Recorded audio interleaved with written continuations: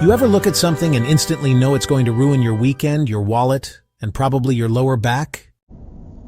Meet Big Red, a 1978 Ford F-150. Or at least what used to be one, now mostly rust, dust, and broken dreams on 4 very flat tires.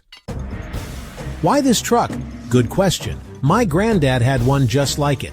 He taught me how to drive in it, stalled it 100 times, scraped it against a fence post once, but it was ours. So when I saw this sad hunk of nostalgia online for the price of a used microwave, I said yes before common sense could kick in. And thus began the biggest mistake, project, of my life. Step 1, clean it. And by clean it, exorcise the raccoons living in the glove box and pressure wash 40 years of mystery goo off the frame. The bolts were rusted tighter than a banker's wallet. The carburetor looked like it moonlighted as a bird's nest. And honestly, don't even get me started on the wiring. I've seen spaghetti with more order. But slowly, painfully, we made progress. Every bolt turned was a mini victory. Every replaced part was a celebration, mostly involving pizza and, a lot of ibuprofen. The engine bay? Rebuilt. The suspension? Restored. The body?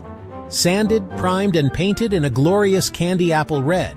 The kind of red that screams, I may be old, but I still turn heads. The feeling? Like watching an old friend get a second chance. Like breathing life into a memory. And then, it happened. I turned the key. It coughed, sputtered, and roared. Not a modern purr. I'm talking about a deep, throaty growl that said, I've been dead 20 years and I'm back for revenge.